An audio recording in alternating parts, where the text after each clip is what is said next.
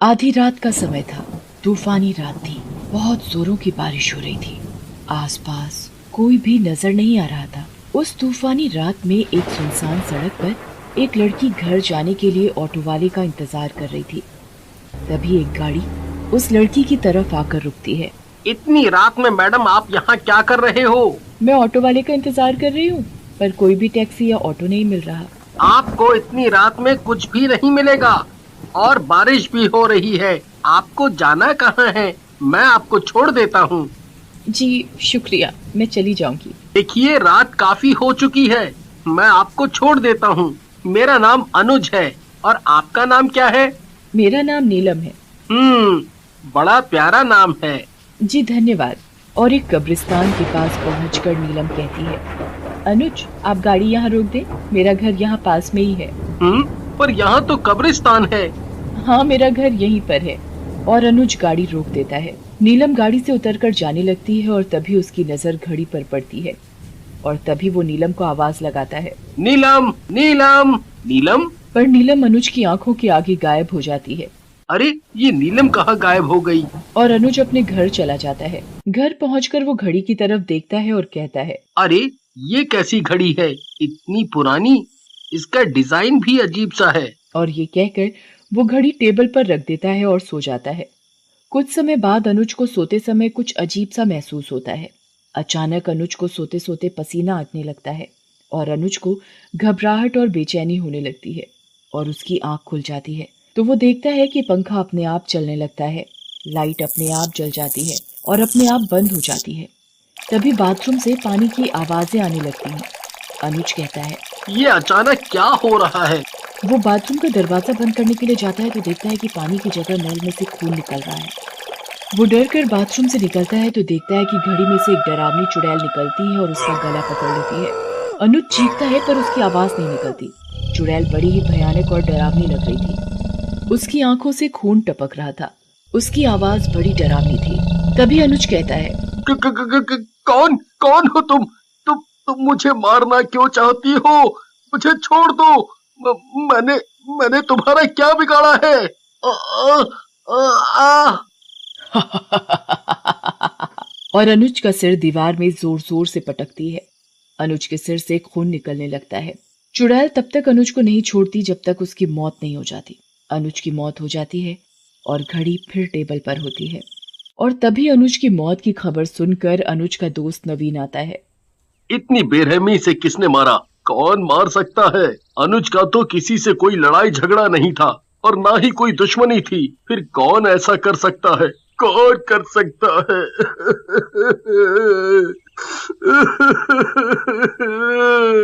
मीना, मीना। जी अभी आई। मीना, बहुत जोरों की भूख लगी है, खाना लगा दो। जी अभी लगाती हूँ। मीना नवीन को आवाज लगाती है, खाना लग गया है, आ जाओ खाना खा लो। नवीन हाथ मुंह धोकर खाना खाने बैठ जाता है। तभी मीना कहती है, अरे ये घड़ी कहाँ से लाए? कितनी अजीब सी घड़ी है और मैंने आज तक इतनी गंदी घड़ी नहीं देखी। और ये कहकर मीना घड़ी को जोर से पटक कर टेबल पर रख देती है और किचन में बर्तन धोने चली जाती है। तभी अचानक मीना को कुछ अजीब सी आवाजें सुनाई देती हैं, जैसे कोई रो रहा हो। मीना सुनने की कोशिश करती है पर रोने की आवाजें बंद हो जाती हैं। फिर मीना अपने काम में लग जाती है। तभी रोने की आवाजें फिर सुनाई देने लगती हैं। अरे ये आवाज तो घड़ी में से आ रही है। मीना घड़ी उठाती है। घड़ी में से खून निकल रहा होता है। अरे ये घड़ी में से खून कैसे निकल रहा है? खून देखकर वो डर जाती है और उस घड़ी को फेंक देती है। तभी अचानक घड़ी में से चुड़ैल निकलती है। मीना चुड़ैल को देखकर घबरा जाती है। चुड़ैल चुड़ैल आवाज लगाती है। क्या बोल रही थी? कितनी गंदी घड़ी है, कितनी बेकार है। मैं तेरा ऐसा हाल करूंगी कि तेरी रूह तक कांपेगी। अरे मैंने तुम्हारा क्या बिगाड़ा है, मुझे छोड़ दो प्लीज। तभी चुड़ैल गुस्से से आग बबूला हो जाती है और मीना का अपने नाखूनों से सारा मुंह खरोच देती है। उसके मुंह से खून खून निकलने लगता है। मीना चीखती रह जाती है पर उसकी आवाज नवीन तक नहीं पहुंच पाती। मैं तुझे मारकर और ताकतवर बन जाऊंगी। और अपने दोनों हाथों से मीना का गला दबा देती है और घड़ी टेबल पर रखी होती है। अगली सुबह। मीना, मीना, ये तुम्हें क्या हो गया? तुम्हें किसने मार डाला? किसने मार डाला? मेरा क्या होगा? मैं तुम्हारे बिना कैसे रहूंगा?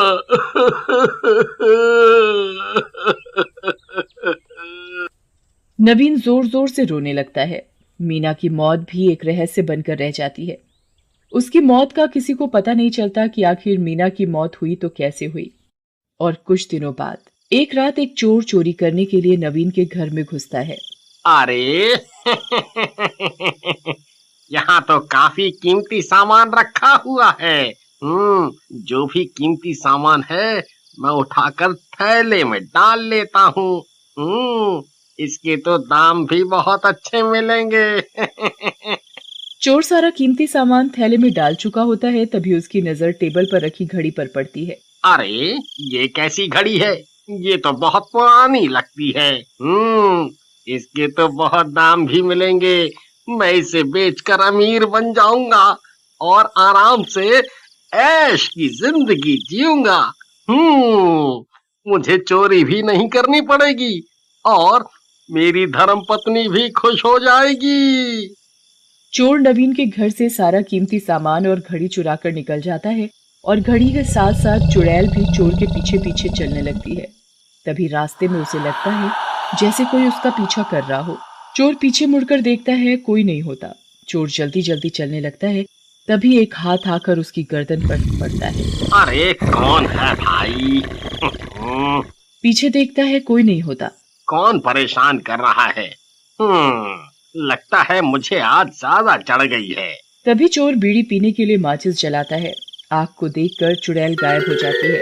चोर भी अपने घर पहुंच चुका होता है और अपनी पत्नी को आवाज लगाता है। अरे चमेली, सुनती हो? देखो आज बहुत ही तगड़ा माल हाथ लगा है। अरे वाह, अब तो हमें किसी चीज की परेशानी नहीं होगी और तुम्हें चोरी भी नहीं करनी पड़ेगी। चमेली कीमती सामान देखकर बड़ी खुश होती है। अरे ये कैसी घड़ी है? आय हाय, कितनी पुरानी घड़ी है। इसे क्यों उठा लाए? इसका तो दाम भी नहीं मिलेगा। अरे तुझे क्या पता, बाजार में पुराने सामान की बहुत कीमत मिलती है। अब तू ये सब छोड़ और खाना लगा दे। आज तो खाना भी स्वाद लग रहा है। लगता है खुशी के मारे कुछ ज्यादा ही खा लिया। मैं तो चला सोने। आज चैन की नींद सोऊंगा। हाँ हाँ, सो जाओ, मुझे तो अभी रसोई का काम निपटाना है। और चमेली रसोई में बर्तन धोने लगती है। तभी पीछे से चुड़ैल चमेली की चोटी पकड़कर खींचती है। अरे क्या हुआ? मेरी चोटी क्यों खींच रहे हो? पर कोई नहीं बोलता। अब क्या तुम्हारे मुंह में दही जम गई है? काम करने दो, बहुत काम पड़ा है और तुम्हें मजाक सूझ रहा है। पर कोई आवाज नहीं आती।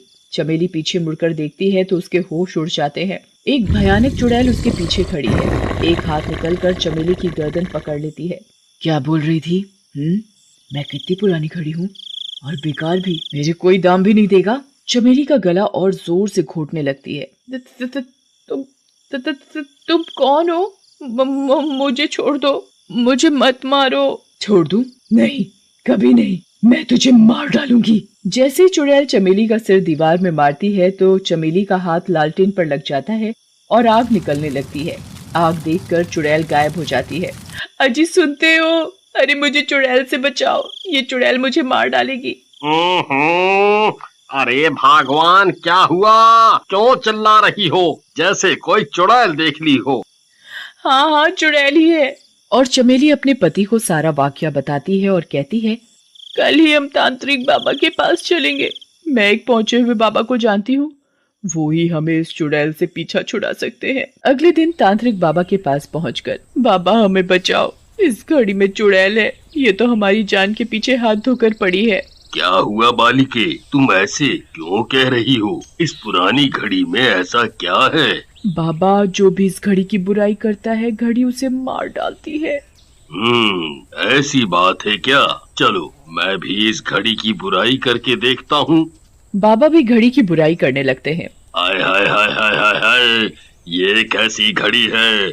इतनी बुरी घड़ी तो मैंने आज तक अपनी जिंदगी में नहीं देखी।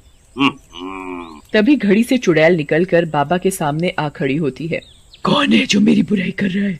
मैं सबको मार डालूंगी, किसी को भी जिंदा नहीं छोड़ूंगी। बाबा तभी चुड़ैल के ऊपर गंगा जल डालता है और उससे पूछता है, ऐ घड़ी वाली चुड़ैल, तू इस घड़ी में क्या कर रही है और सबको क्यों मार रही है? अरे इस घड़ी ने ही मेरी हंसती खेलती जिंदगी बर्बाद कर दी।